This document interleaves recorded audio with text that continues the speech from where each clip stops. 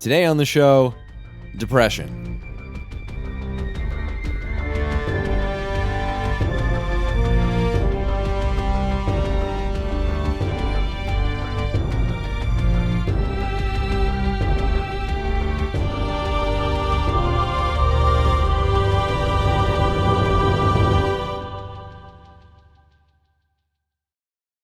Welcome to Lore Party, the podcast that explores the stories, characters, and themes behind some of our favorite universes. I'm Kevin. And I'm Jaden. And this is a special recording because Yes, it is. We are in person together. We actually live very far away. And right now, we're actually right across from each other. It's kind of wild. It's pretty great. It's great because Kevin and I, we talk about 3 or 4 times a week, I think, working on scripts. At minimum, almost every day. But we live in different time zones. Yeah. And yet, when I went to pick him up at the airport 2 days ago, it was not a grand affair. It was just kind of like, oh, hey, man, what's going on? Because I hang out with you so much online already. I didn't make a big deal out of it. Pretty much, yeah. Well, as per usual, you guys know the drill. We're going to talk about Andor, and we're going to talk about episode 11. Yep. And this one is sad. This is a happy reunion between the two of us, but a sad episode to be talking about. Yes. Really, really friggin' depressing. But first, we're going to do our housekeeping here. We love to hear from our listeners. That's all of you. So email us at podcast@loreparty.com. We did get some emails, so we are writing those. We are going to be sending those out. Keep going. Keep sending them. We love hearing from you guys. One of these was about Karn, the redeemableness of Karn, and yeah, we have thoughts. So yeah, if you guys want, just send us some emails. You can find Jaden at Mr. Jad J on Instagram and I guess Twitter, if that's still around. As long as it's still around, yes. Yeah. You can find Kevin at In The Loop on Twitter, for as long as that's around, and K-Loops on Twitch and Instagram. And of course, you can connect with the Lore Party team on Instagram, Twitter, and Twitch at lore_party. We're going to do a quick ad break, and then we're going to get into it, so stick around. Okay, so we're back. Before we dive in, as per usual, spoiler warning. Yes. Episode 11 now of Andor, so... This would be a weird episode for you to jump in on in the middle. I'm going to be honest. Yeah, very, very strange. You're going to be like, why is everyone so freaking sad all the time? So you've been warned. 3, 2, 1. All right, let's do it. We begin with a close-up on Cassian and Melshi hanging from a cliff as the Empire is looking for them. Melshi is struggling to hold on, and he keeps telling Andor, Andor keeps saying, they're gone, they're almost gone, and Melshi's like, just fucking, why do you keep saying this? I can't hold on. He's like, no, come on, man, they're almost gone. And then Melshi even turns around and he's like, can you just tell me that they're leaving? And he's like, they're leaving. It was kind of cool to watch them like support each other. It's a nice bro moment. Yeah. I kept thinking of that PBS show, the one with the lions in the library, and it's like, and that's why they call him Cliffhanger. I just kept thinking of that the whole time. Honestly. But it was a nice bro moment, the two of them just, reassuring each other. Absolutely. I mean, they've been doing that now probably for over a month, so they've definitely gotten close. Absolutely. So we cut to B2 Emo in grief. We see the droids' ocular perspective, and it's kind of fogged around B2 Emo, and we hear these humans just speaking back and forth, and then they mention how she's gone, and all of a sudden B2 Emo starts shaking, and the glass on top of, I guess somebody put a glass on B2 Emo. Respect, I guess, whatever. What I think it was Marva. I think Marva was with him, and then she passed without even cleaning him up. That's sad. Yeah, and I think even more sad. And the other thing too is like that fog that you're seeing. Yeah, I think that's B2 Emo's current perspective. Yep. Because of how old he is, I think his software has not. Been updated, and I think that from his perspective, it's just a brain fog. Because if you ever like watch his mannerisms throughout the show, like sometimes it takes him a minute to say something. Like he'll like look down. Yeah. And then he'll be like, Cassian, wait. It's like, I hear you. He's not his optimal self. That's why he's always charging all the time, because he's old. He's also depressed now too. We have a depressed droid. Marva has passed, and with the muffled sounds of humans discussing what to do with Marva's belongings, B2 emo starts shaking, and we see the glass almost fall, and it's caught by Brasso. I saw a tweet. The tweet was, "This is now a Brasso fan account," and I support that. I really do. Brasso is trying to console the droid, saying that he will clear the house so it can be alone and say goodbye to Marva if B2, emo wants to do that, and B asks to go and be with Brasso. And we see the sisters. It's the organization in the town. They're prominent women in the town and maybe even the planet. We're not really sure how far their authority runs, but Marva is considered to be like a very prominent member of not only the town but the community as a whole. And again, we Star Wars is weird because like towns don't really matter as much as like planets. Yeah. So we're not really sure how far it extends, but like the immediate community is devastated that she's gone. Local politics isn't huge in Star Wars. No, they're more big picture politics. And so B wants to be with Brasso. And the sisters are bringing out Marva, and we see B kind of watch as her body is taken down the street. Yep. And B and Brasso just kind of stand there. And she's going to be cremated. We'll get into that in a bit. As the entire town is watching, and we then see the ISB agent that it was tailing her, and he's been watching her. And then we see Cinta walk into the bar. So they're both in a bar together. And he asks, he's like, "Did you know her?" And she's like, "No, I just started." And like, obviously, both of them are unaware of each other's true reason. I thought it was so funny that they're both hanging out at the same spot. Like, Cinta's apparently been there so long that she ran out of money and needed to take a job. Yeah. Man, spying is... It's not as glamorous as James Bond makes it look on screen, man. I'll tell you what. At least good spies. We cut back to Cassian and Melshi. They have gotten away from the Imperial patrols, and they see two aliens, like, fishing.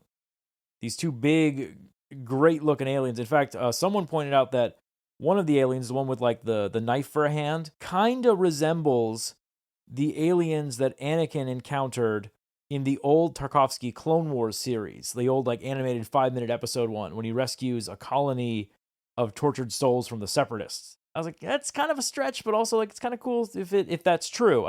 We haven't been confirmed if that's true, but I don't know, it's kind of neat. I was thinking more along the lines of like, from Hitchhiker's Guide to the Galaxy, like they're gonna read me poetry and Cassian's ears are gonna bleed. They see that these two aliens did not arrive alone. They actually came on a quad jumper, which quad jumper was in episode 7. Ooh. They're talking about what should we do, and Melshi's like, "Let's steal it." Right away. Cassian's like, he's like, "Whoa, wait, we gotta slow down." And Melshi's like, "No, man, I've been trapped on this planet for years. I'm out. I'm going. They start running, and then all of a sudden, a booby trap goes off and just grabs them in like the world's most disgusting webbing. Gross. It looks like It looks like Spider-Man's web. It does, but grosser, if that's possible. Yeah, it's like thick. Yeah, and wet. It's gross. Basically, these aliens just shoot nasty at them. Yeah. As they're getting caught, they're trying to escape, and we cut to Daedra. And she's discussing Marva's death with that officer who wanted to hang Pac. That guy is a dick. That's all I'm going to say. He doesn't really seem to care about anything. We don't know now. We did say Pac. We did mention that he could have been Bix's dad. It's a little fuzzy on that because we were talking about this earlier. Yeah, that might have just been a boo-boo on my part. So if someone wants to yell at me in the comments that I misheard his name versus like I thought I heard her say dad versus Pac. They did say like they have a similarity and they look like related. Like I don't know. Yeah. But anyway, this guy is talking to Daedra about what to do, and they want to get a permit. They want to do all this stuff for a funeral, and they can't. And Daedra's just like, actually, let them have the funeral. Because this has been done before. Like when a prominent member of the community dies. Yeah. They're like, oh, yeah, sure, like we would like to get a permit. And the Empire's like, no, fuck that. You're not doing... Yeah. Plus, this might actually be a repercussion from the crackdown of the Aldhani heist, because they said one of the measures was like, local customs will be prohibited if you are thought to be a hotbed of fermentation. Yeah. Which, I mean, come on. That's why Karn lost his job. Yeah. But she says it's fine because she sees this as, okay, I'm going to use this to get Cassian to come to Ferrix. Yep. They talk about what the funeral is like and what happens on Ferrix. We're going to actually have that in the quotes later. But essentially, she's going to be cremated and turned into a brick. Yes. That is the local custom, is that you continue to contribute to the community even after you have passed, by way of literally helping to build the community's next generation of homes. Yeah. We then cut back to Cassian and Melshi, and they are in quite the sticky situation, if I do say so myself. God. And the aliens, they begin discussing what to do with them, which, by the way, you want to talk about like things they reminded you of? The way they talk reminded me of trolls from Lord of the Rings. Yeah, totally. Absolutely. Like, sod the Empire, they killed the Squigglies. Well, one of them speaks basic and the other one doesn't. Yeah. Which is annoying because Cassian's like, what did he say? What did he say? He's like, can't figure it And out. I think he was speaking, I think they said, I think the subtitle said speaking Narcanian. And it turns out the alien, they're like, ooh, this is a good catch. Like $1,000 each the reward is for these guys. And then they're like, ooh, and it's alive or dead too, so we can kill these guys. And Cassian is like, whoa, wait a minute. We're not the Empire. We're victims too. We were trapped. We were just trying to escape. And that seems to do the trick because those guys are like, you know what? I think they said like, scod the Empire. Yeah. They ain't be taking you today. And they retract their nasty webbing. They're like, where do you guys want to go? Well, it's nice to see that the Empire fucking these guys over makes them say, yeah, fuck the Empire. You know what? Screw these guys. We're going home. So after this, we now see Luthen's assistant, Clea. There are a lot of rumors about Clea now going around, by the way. Do you want to address this now or you want to wait till the end? I'll just say it. Clea's not fucking Leia in disguise, people. I saw that on Twitter the other day, and I was like, listen, Elon Musk giving freedom to everyone is not a good thing, okay? People come up with these brain dead theories. She's like 15 when this show is airing. Like, it makes no sense. She's 19 in A New Hope. This woman is clearly in her 20s. Yeah, it makes no sense. I'll do you one better. She's in Rebels right now. In the timeline, she shows up in an episode of Rebels like a month from when this happens. Got him. So she's still doing senatorial stuff. Got him. Think, people. So Clea is working on restoring an artifact when she gets a visit from Vel. Vel has come looking for Luthen, and she wants to tell him about Andor's mom passing, and that, Ferrix is currently a hotbed of Imperial activity. Yep. He's not around. She says she looked in the back. She already knows he's not there. And Clea's just like, they get into this weird argument. And Clea's just kind of like, what have you done? And they go back and forth on what have you done? Pretty sure you see the Mayan calendar behind her. It was kind of funny to see that. But since he's not there, Clea she kind of realizes like, hey, this is a big deal. Because they get in an argument about like what's more important. It's a weird like, they're trying to measure swords here. They're trying to like, well, I'm more important to Luthen. No, I'm more important to Luthen. Where it's like, no, guys, you're on the same team. We're seeing the infighting of the Rebel Alliance in its infancy because no one really has a set goal in mind. Even with operatives who work for the same person, there's just no trust between the two of them. Yeah, because I think like Vel is worried that Clea's not going to tell Luthen where that info came from. Yeah. So she won't get the credit for it. So she won't move up the ranks in his like inner circle. Yeah, his evil organization. But it's like, no, man, like you guys are on the same team. You're doing exactly what the Empire does. Yeah.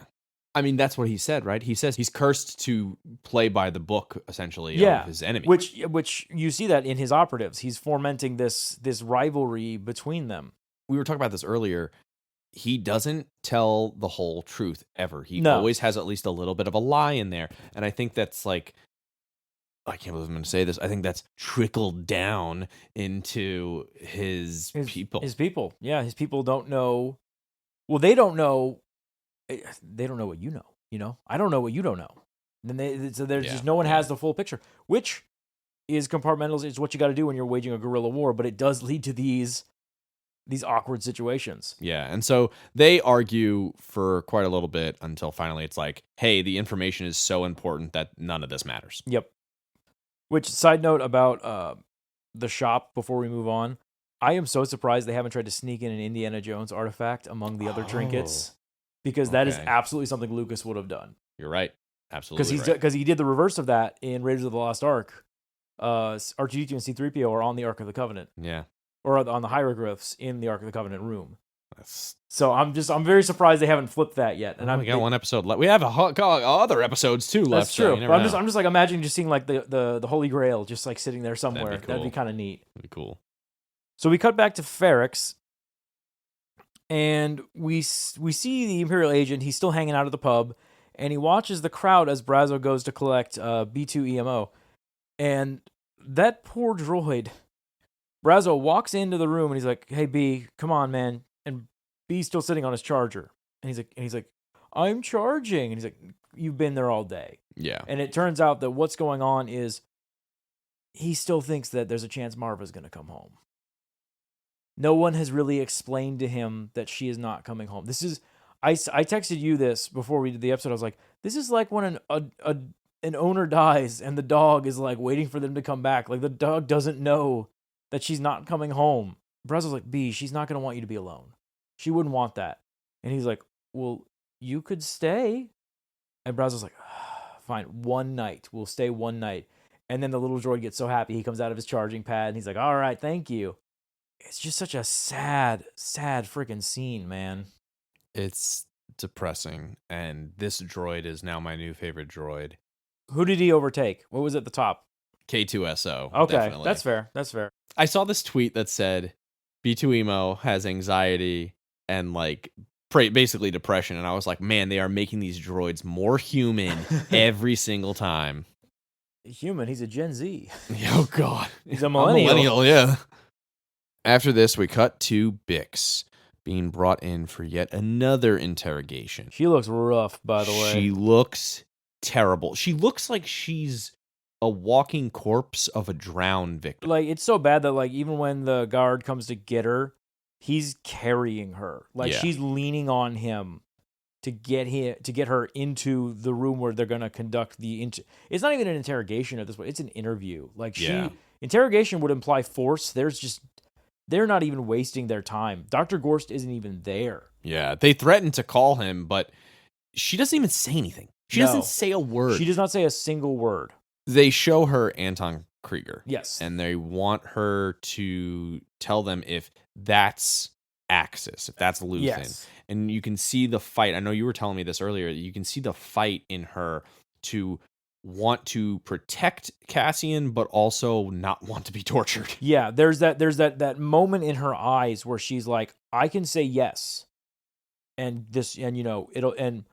best case scenario, they believe me. The problem is they have not believed anything I have said for however long she's been tortured. And at the same time, like, she's got to have some resentment for Cassian at this point, because like he's the reason that she's in this situation. But at the same time, she still wants to protect him, and she wants to protect. So there's that moment where like she literally, it's like not even tears. It's like this well up of just pain, because she knows that she's in an unwinnable situation. Because God forbid she says yes, that's Axis, and they go, we know you're lying. Dr. Gorst will see you in the moment. They just want to torture. I don't even think they're really out to get the information anymore. The line that always pops in my head is the line from Empire Strikes Back when Han Solo gets delivered back into the prison after the torture scene, and he just goes, they didn't even ask me any questions. And I'm like, obviously in that moment they were trying to torture him so that Luke could feel his pain through the Force. But at the same time, who's to say that wasn't a standard Imperial interrogation session? Yeah. Let's just torture the shit out of this guy, and then the fear of being tortured again in like another day will force him to say whatever we want him to say. Speaking of another form of torture, we go to psychological torture in the reciting of a Chandrillan chant by Leda and her friends. Man, the wording on the chant, I don't know if you wrote that in the quotes. I didn't.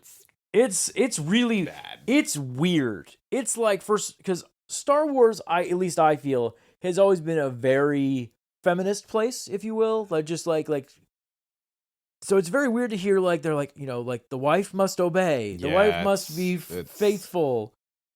But it wasn't even like that direct. It was like we are safe in the wheel and shit like that, where it's like cryptic shit to try to make you feel like it's more important. Yeah, more like the basically the message of the chants is like that there is like goodness and holiness in being a bride and being like the wife of a household. It's gross. It was very weird. And the person who thinks it's really gross is Vel. Like, Vel walks in on Mon Mothma watching this happen. Yeah. And Vel's like, I can't believe that you're allowing this. And that's when the saddest thing comes up. Mon Mothma says, I had no part in this. Her husband didn't even approve this. He actually was she says, he's actually very open-minded on the subject. Yeah. This was all Lita's idea. And I think I know where that comes from. I think it comes from the fact that Mon Mothma is so absent in her life, in her roles as a senator and as an insurgent, that Lita does not have a female influence in her life. Yeah. And I think that this caused her to seek out a powerful female influence. And what she found is the ancient traditions of Chandrila. Mon Mothma even says, like, it's worse here than it is at home. Because at home, they're able to live their lives very easily, but we're separated from your home world. You're trying to look for, acceptance and culture. somewhere to Yeah, be, you're looking for your culture. And the problem is that the Chandrilan culture is child marriage. It's fairly toxic. Yeah, it's very toxic. And Mon Mothma, it's killing her because she knows it's her fault. The reason that Leta is being absorbed by this is because she resents her mother for not being there for her. When she's like, oh, Auntie Vel, like later on in the episode, when she hugs him, like she gives Mon Mothma like a dirty look. Yeah, it's you're damned if you do, you're damned if you don't. She's a teenager, and I mean, all teenagers hate their parents. Yeah, but this is like she has not said a nice bad thing to her mom at once this season. What gets me too is like if she loves Vel though so much, Vel is not about this stuff. Yeah, she's not any of that stuff. It's very obvious that she's not. Like Mon Mothma's husband even teases her like, wow, there's only widowers are left at this point for you because she's in her 20s and unmarried. Ooh. But the problem here is it really that she wants to be accepted? Because she could also be just trying to do this to Mon. Because if she looks up to Vel, maybe she wants to be more like Vel. She clearly does because she wants to wear the dress, blah, blah, blah. But I don't know. It's a very weird... Who knows, teenagers, whatever. Who knows? Kids are fucking weird. So then, Mon and Vel decide to talk about the trouble that Mon is in. The finances. It's bad. It's very bad. Her system... It's not unlike our, reality where like companies, if they want to launder money, they'll just form a bunch of shell companies, pour the money into the shell companies. She said the water runs downhill and I just scoop it up at the bottom. Yeah. But this time it didn't all come back up when she was trying to bring it back up. Turns out when you spend money, you can't replace it very easily. Yeah. So they're talking about how she was moving the money to the rebels. And it was a mess and everything's all fucked up, but she finds a solution. And it's heavily implied now that she is going to be planning on marrying off her daughter to Skulden's son. And the worst part is that Mon Mothma knows that Leta probably will be totally fine with it because that's what you're supposed to do in her version of Chandrilan culture. And it's like, it's heartbreaking because she, you want better for your kids. Mm-hmm. You want to make sure that they don't have to go through, because she's miserable in her marriage. She hates her marriage, and she loves her daughter, so she doesn't want her daughter to end up the same way that she was. And it's kind of a worse situation because this is the son of a criminal. For all she knows, he's involved in those criminal activities as well. Yeah. Granted, that'd be the youngest crime lord ever, but hey. And again, I hesitate to say crime lord because they're Chandrilan criminals. They smuggle the equivalent of Star Wars Beanie Babies, I'm sure. Like, this is not like the Hutts we're dealing with. We're dealing with the pompous, fancy rich boys. Like, I'm sure he cheated on his test once while they were in school, and that's what Mon Mothma's mad about. Speaking of goody two-shoes, we cut to our buddy Karn. He's being woken up in the middle of the night by his mother. You got a call. And the call comes from our favorite sergeant. It was great to see this guy. I fucking love this guy. He's so fucking funny. He's like, hello, sir. How are you? It's great. He's like, sir, it's about Cassian Andor. Yeah. And like Karn is like, what? Cassian Andor? Where is he? And he's like, yes, I am good. How are you? The reception is not great wherever he's at. And he's like in a smelter. He still stayed on Morlana 1, yeah. Yeah, so he's still doing work, but he has definitely been demoted. Yes. And he basically informs him that Andor's mother is gone. And I think Karn realizes, just like everybody else, this is an opportunity that Cassian's going to show up. Which, yeah, he probably is. Let's be honest. Yeah, he definitely is. There's no reason for him not to. Now back on Neamos, Andor sneaks back into his old room and retrieves the money and Nemec's manifesto, which also goes off as soon as he opens it by accident. We kept joking about this. It's been months since he was arrested. No one found that fucking box. I call bullshit. It's like, it's very clearly sitting up there. Like, are there not ceiling tiles in the Star Wars universe that he could have moved to, like, put that box up there, It wasn't even on the top shelf. No, there was a higher shelf in that shot that he could have put it on. It was locked, I guess. I guess no one tried to. I guess they respect property a lot bit more in Star Wars than we think. The maintenance guy left it there. Yeah. Well, also they're on a rich planet too, so these rich people probably don't give a shit. Maybe that could be it. Speaking of rich people, we cut back to Luthen. I am nailing these transitions today. We know he's missing. Well, now we know where he went. He went back to Saw's hideout because Saw, I guess, had a message for him. He gets there, and Saw Gerrera is so excited. He's like, dude, we are in for that raid with Krieger. Isn't that great? Listen, man, we'll work out the details, but we are in. We are going to take out that base. High five me, my bro. And Luthen's like, yeah, about that. Oh, man. And it's so cool, because Luthen tries to subtly convince him. Yeah. Because he doesn't want to reveal what's going to happen. He's like, hey, man, it's already in motion. Things are happening. I don't know if we can do this. And so I was like, listen, you pushed this, man. This was your idea. We're going to do it. That's great. Yeah. And then Luthen finally was like, I got to come clean. Hey, man, you can't do this raid. And so I was like, but why? He's like, because that raid's going to go bad and everyone's going to die. He even says the ISB is watching them. They know everything. They know everything. And you notice this. He goes, yep, they're going to be wiped out. And Saw goes, it's 30 men. And Luthen goes, and Krieger, it's 50 men. The ISB knows that it's 50. Luthen's not even confirming numbers to be wrong. Mm-hmm. Because, well, for one, it reveals how much he knows about Krieger's operation. Yep. He's been caught that he knows, but he's still not revealing everything that they need. Like I said, he tells the truth sometimes, but there's always a lie there. There's always a little bit of an inconsistency at the very least, which I'm waiting for someone to call it. And Saw does.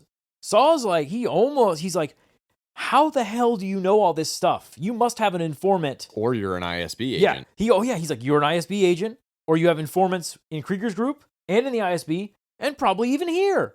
Yeah. It's a whole argument.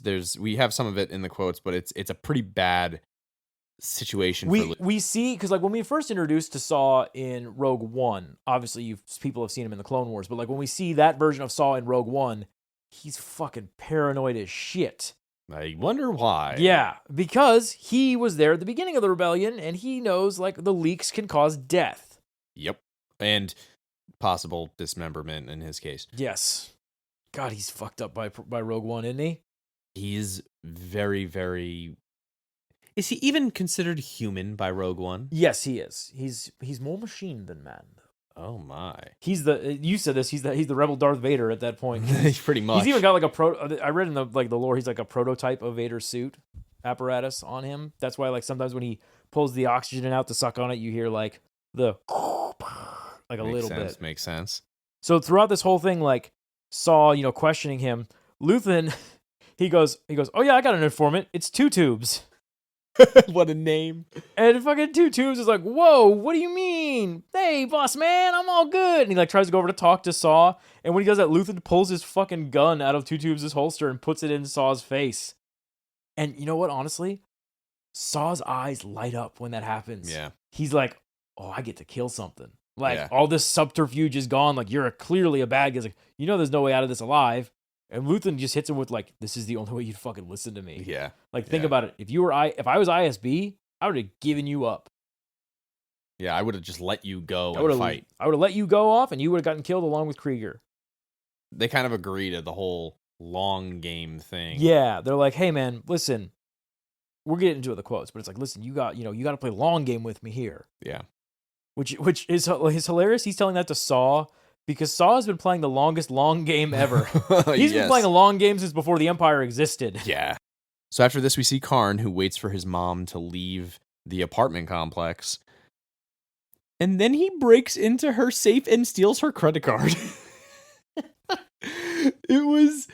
That's it. That's the scene. He just steals his mom's credit card, goes in her safe with all her jewelry, and he stole credits, but yeah, he stole fucking money from her. It was pretty really fucking funny. It's hilarious too because he also when he opens the safe, it's like safe open. And then he just closes it. Safe close. It's like no big deal. Do you know what I noticed though too? The safe started blinking after he closed it. Ooh, maybe. So I'm wondering if maybe a notification went off, and so his mom knows that he took the money. Oh man, that's what happens. That's what happens with these credit cards these days. Yeah. Anybody makes a purchase anywhere, it goes right to your phone. Right away. This podcast is sponsored by Capital. No, I'm kidding. So we cut to Luthen, who is finishing up his mission. He's on a ship flying back, and he's talking to Clea via space Skype. That's what I'm just going to call it. And he's telling, they're speaking in code all the time. He's like, how did it go with the buyer? Oh, the buyer's not going to sell. Okay, well, what about that other thing? I should be there for that. And she's like, no, you don't need to be there for that. We got people in place for that.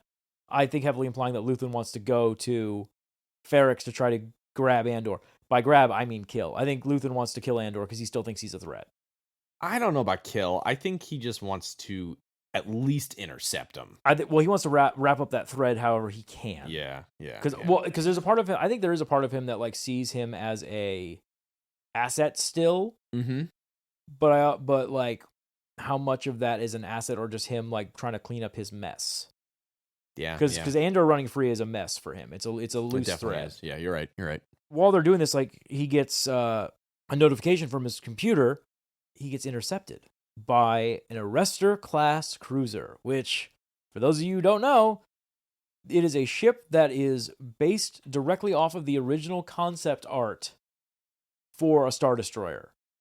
It's got these big satellite dishes on the front. I love this thing. It looks so 70s sci-fi. It's got to be like a prototype. This has to be some sort of prototype style cruiser. So, looking into the lore a little bit, it's a patrol ship. It's literally, its duty is to catch pirates like Luthen's ship. Pirates in the Star Wars universe, they're not like organized big resistance fleets, at least not at this time. Yeah. They're like one or two small freighters that you can grab with those big ass tractor beams that they have on those points on the ship, pull them in, and then they have and they have a very limited air wing to take them down in case something goes on. We get this like amazing. This is one of the best dogfights in Star Wars. It's great. It's amazing. It is amazing. Yeah. You're right. I can't think of anything else. I mean, we'll give you the blow for blow a little bit here, but like the short version is they put a tractor beam on Luthen's ship, and the whole time he's just pretending to be an innocent freighter. And he even tells his computer like, "Hey, give them a fake ID, something Aldoranian." Because even at this time, Alderaan is known for like humanitarian missions. They're known as the goody-goody two-shoes of the Star Wars universe, which is why it's such a big fucking deal when Tarkin blows it the fuck up. Mm-hmm. Because they're pacifists. Like, they're super nice guys and gals. The ID works. It goes through. But the captain of the Arrestor cruiser's like, we need the practice. He's his bullshit ambition. Yeah. Fucks him. Imperial ambition. Luthen does an amazing sequence where he powers up his ship and makes it go full throttle to try to escape the tractor beam, in air quotes. So they power the tractor beam to full, and that's when he springs his trap. He opens up the back of his ship and releases like thousands of flechette rounds, just like little fucking spears. Yeah. And they fly at the tractor beam emitter and shred it. And I told you this, if you notice, because someone was like, why doesn't it just go all the way through, and hit the bridge or whatever? Mm-hmm. So they're in gravity on the planet. Yeah. And the force after they hit the tractor beam dish just stops them. Because there's not much force afterwards because they're getting pulled in force and it just shatters them and explodes on impact. Which might have been by design, by the way. You might have, they've been like just strong enough to shatter the dish, but not enough to destroy the ship itself. Yeah. And after that, dude, they launch the fighters. Oh my God, he shoots. Militarily, too, it was cool because they launched 3 TIE fighters and a TIE bomber. Yep. And if you notice, the Fondor shoots down the bomber first because the bomber is equipped with proton torpedoes and ion cannons. So he eliminates the biggest threat to his ship first. The fact that he is so easy to calculate all these things so quickly. I mean, this guy's smart. Luthen is a lot more. He's not just an information genius when it comes to like spy rings and blah blah blah. He's a tactical whiz. Absolutely. As well.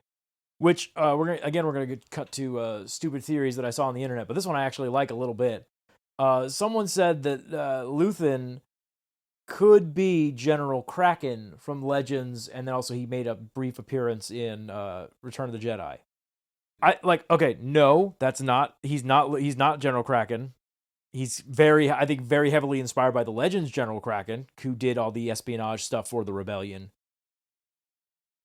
But also, it would be kind of cool if he was. I know it's stupid, but I'm like, it could be kind of cool. So after this whole thing happens, there's 2 TIE fighters left, and he starts up these laser beams and lets them kind of like pass him in a way, and he swirls, and they just vaporize it, and in that same instant, he jumps to hyperspace right away.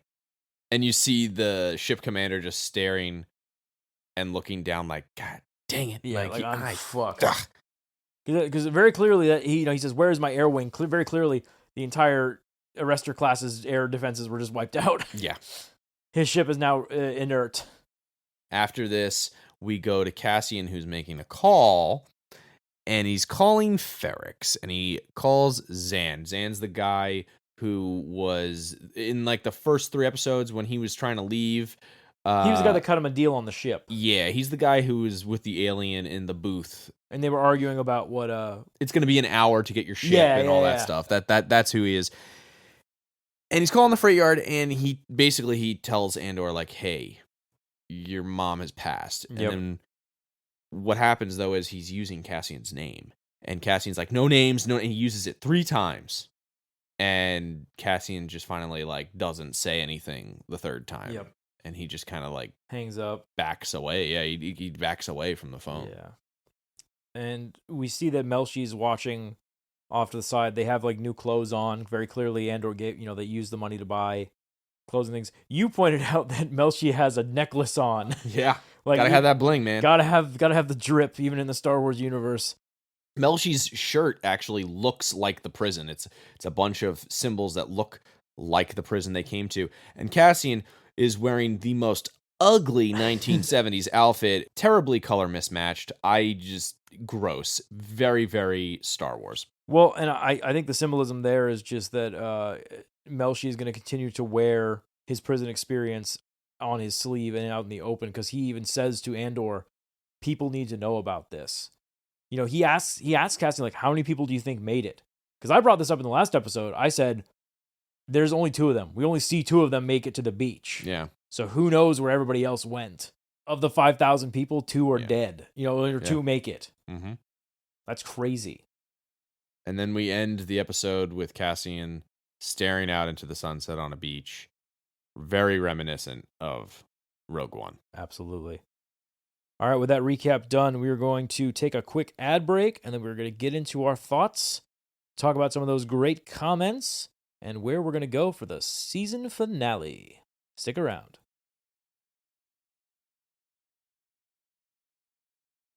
Okay, so we're back. I'm going to give you my overall thoughts right away. Very sad episode. I love this droid. I love just overall the action sequence, the amount that we had. Yeah. Perfect amount for the feel and theme of this. For the show that it's in. Because if it was an epic space battle with all fighters calling in, blowing up, it's like, that doesn't fit with what's happening here. The war is still 5 years away. Now, maybe for the finale, we will see the Krieger fight, and we can see I would like to see the raid and how that goes down. That would be very cool. Because I would like to... this is going to sound terrible. I like seeing Imperial victories, because all we see is defeats for the most part from the Empire. I like the rehabilitation that this show and Rogue One did of making the Empire seem like a threat. Yeah. I think this episode was good. Good pacing.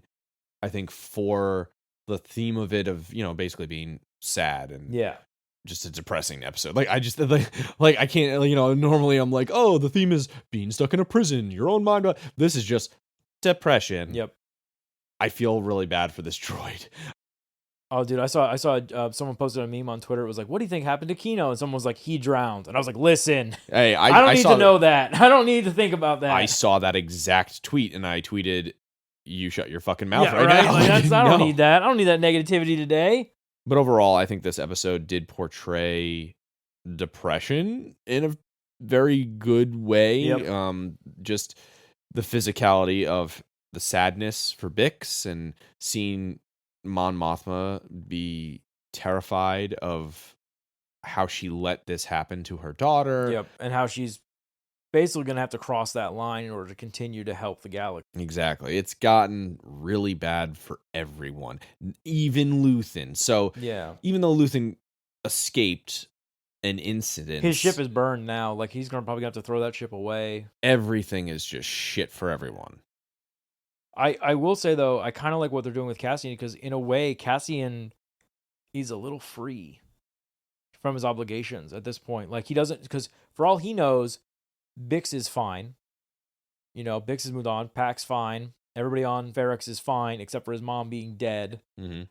And B2 being, he doesn't really know what happened to B2. So I think he's going to find out what's going on when he gets back there, because he's definitely going to the funeral. He loves his mom too much to not go. And I hate it that the Empire's calling him on that correctly. But yeah, it's going to be very interesting, because throughout the show, we see him fighting for family. Yeah. Whether it's the family on Ferrix, the family at the heist, or the family at the prison. His real family is now gone. Yeah. So we'll see where his motivations go from there. And I'm very interested to see what they do with the finale episode, which, by the way, is going to be 54 minutes long. That's crazy. I'm excited. I'm very excited. I'm just surprised they don't.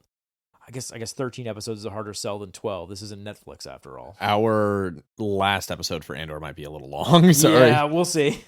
So we're going to get to some quotes here. Yes. The first one is from B2 Emo saying, I don't want to be alone. I want Marva. It's so sad. Yeah. That's just depressing. I love the fact that they can show a droid being so emotional. And I think it's really great that they show with this community, they treat the droids as individual consciousness, right? They don't see them as just a droid. Yep. And I like that they're offering like, hey, we can leave, if you want to say goodbye. Like, that's like, you do that to a person. Yeah. And I like that they portray these droids as real. The thing with that is, we've seen it a lot. That is not the norm in the Star Wars universe. Yeah. Or at least in the old canon. I'm not sure how it's carried over now, but like, the reason that droids develop these personalities is due to their lack of memory wipes. Mm-hmm. Normal, like, a lot of times you see the droid just like, yes sir, no sir, following orders. Yeah. That's why droids like R2D2, C3PO, B2 Emo, and K2SO, which you have a great theory, and I'll get to that in a second. That's the reason why they seem to stand out and seem more human. It's because they haven't had their memories reset. Yeah. So they have experiences that they're building on to, that affect their current situation. You mean experiences build you into the person you are? Yes, I do. What? I do mean that. I know, right? Even for droids. My theory is that I really think B2 Emo is going to get an upgrade and become K2SO.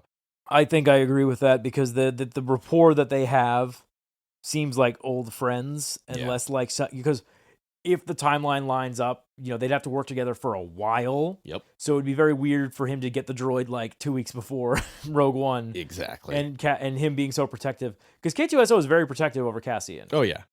That's why he comes into the city in Rogue One. Like, I thought you needed help and you were in trouble, so that's why I came. Yeah. The next quote is Daedra. She says, we want to put them in a box and stand back and let them watch. Yep, they want them to do their customs and their culture, but like, to remind them, you're only doing it because we're letting you. Exactly. You don't have the right to do it. It's a privilege that we can take away if you're naughty. The next one is they're actually discussing the funeral. So yep. This officer is telling her, he says, 2 days, that's the Ferrix custom. The dead are bricked. They mix your ashes with mortar and local stone dust. Put your name on and fire it up. You become a block of Ferrix brick. She says, and then what? And he just says, they find you a wall. You are part of the community. The community is so tight. That just shows like how this community is so tight enough that they are brick tight. Yep.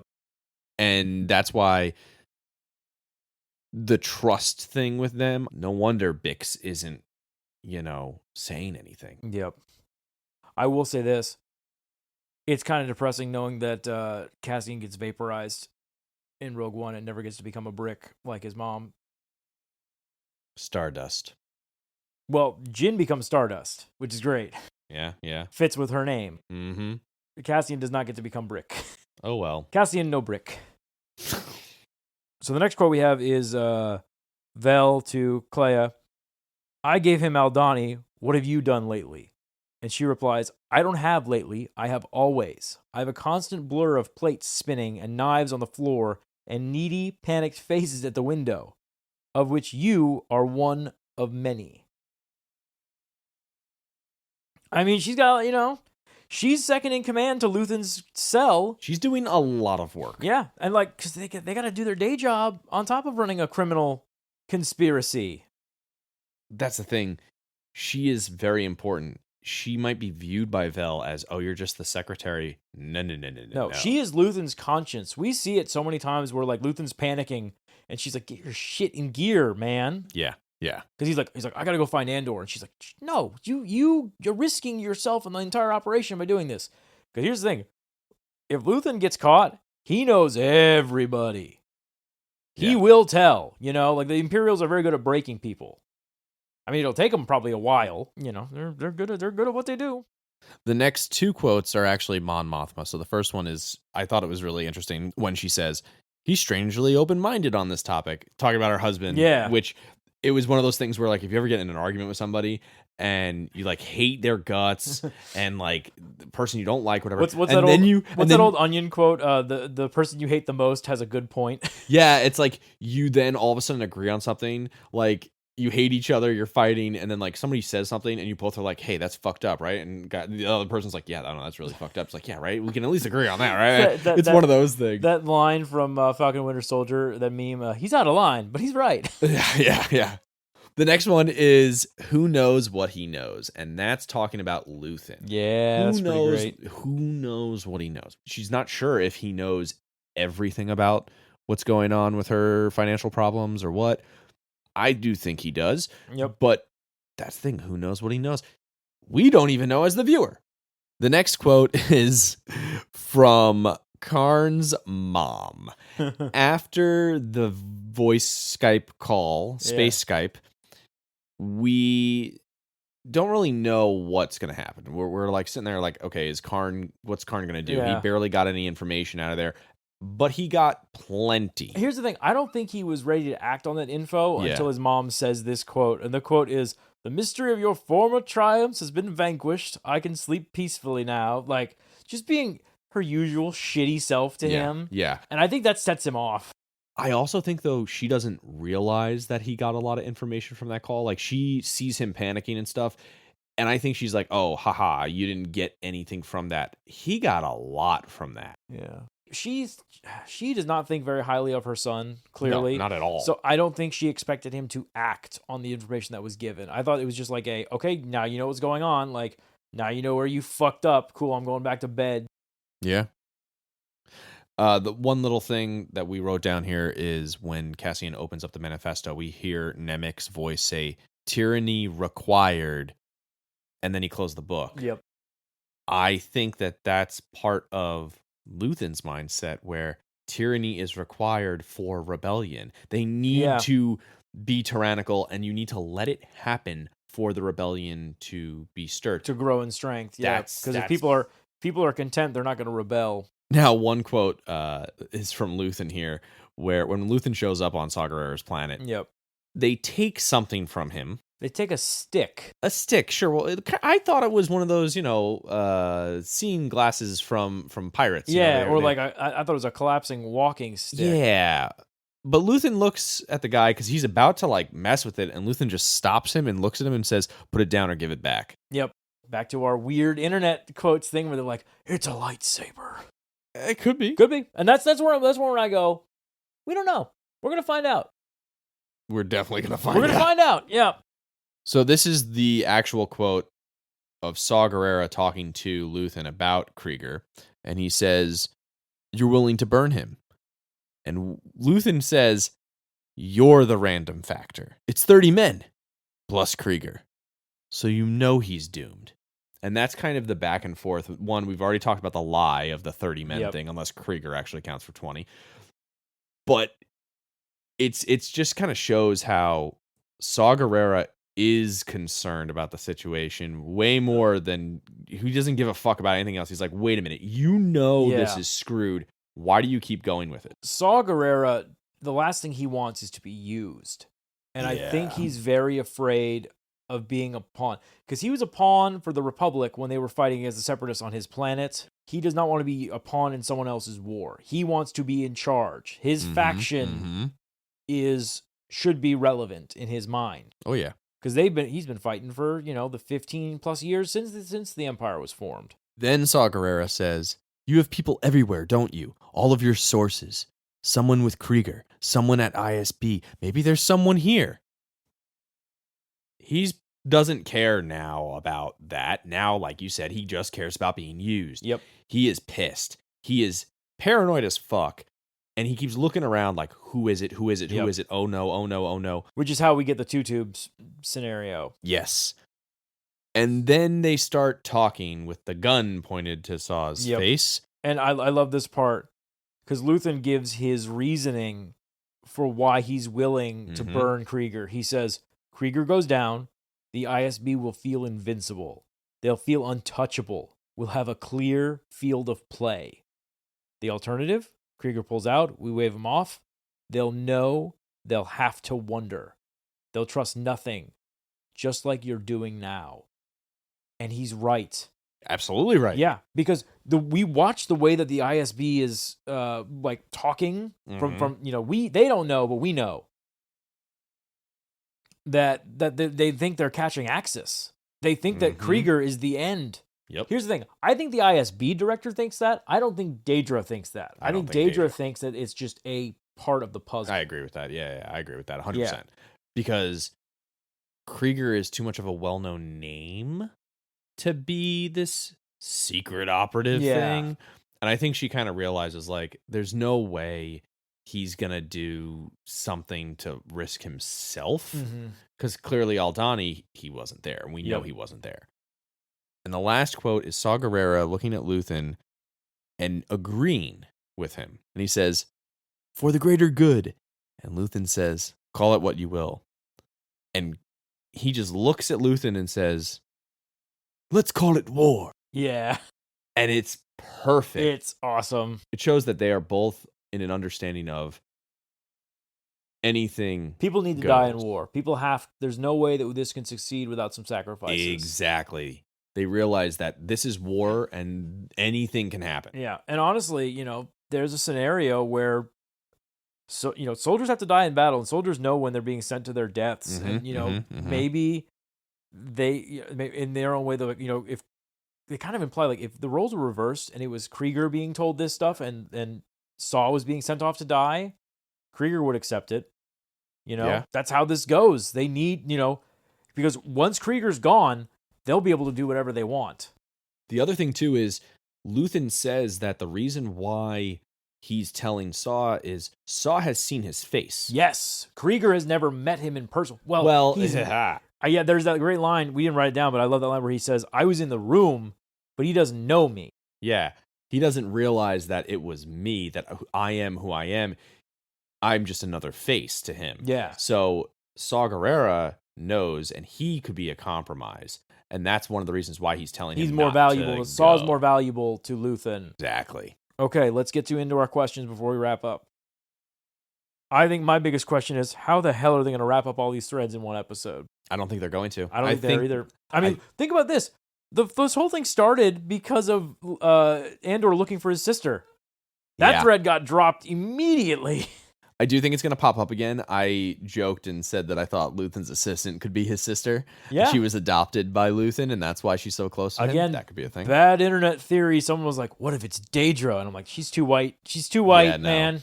Unless becoming an Imperial drains you of all life. I mean, that could be. That is corporate America. Yeah, there you go. I mean, you mean Imperial America. Same thing. I am also curious with Luthen. I will say my theory was that I think Luthen was in love with a Jedi, and I think the Kyber Crystal is the person he loves. Mm-hmm. I think the concept of Luthen being into this in the beginning as a revenge story for losing the person he loves or something like that is so much more compelling than he's just a Jedi. And that's also his reasoning for his ego in the beginning. I want to be the hero because he's so angry, and then he realizes it's more. I don't disagree with that, but I also think you could come from the perspective of him being a Jedi. I know there's a lot of people out there who don't want him to be a Jedi. He could be because, a Jedi. You know, his line of "I want to be the hero." Jedi are heroes. He could be a Jedi, and I won't say that I hate that, but I think it would be much more badass if he was a random, regular person who was in love with a Jedi. And maybe not even love as in like marriage or wife. It could even be like a sister or a brother was taken from the Empire. He found his family. Because if you notice, everyone that he works with has been taken. The Empire's taken something from them. So maybe that's how he knows. He just knows to collect lost souls. Mm-hmm. You know, if you ever notice, like he doesn't want to work with mercenaries. No. He took Andor. It was a last minute like, oh fuck, I have no choice. I need this guy because otherwise he doesn't want to work with mercenaries. He wants people who are committed to the cause. I don't even see Andor as a proper mercenary too in that context because at first it was like he got out and Andor didn't really want to do anything, and he kind of convinced Andor, and Andor was thinking about it in the beginning, and then when he offered money, then he was like, all right, fine. Yeah. It was like the one that pushed him over that decision. But yeah, I think the Luthen, again, this is Andor's show, but Luthen is so fucking He's the great. heart of the show. I think if we have time next episode, we'll do like a who is Luthen. We'll do like we might even be able to do a whole episode of like the piecing together what we have on him theory wise. Another question I have is, will Andor get B2EMO? Will we get B2EMO? Yeah. Will we get him off the planet? Will Bix ever be free? Mm-hmm.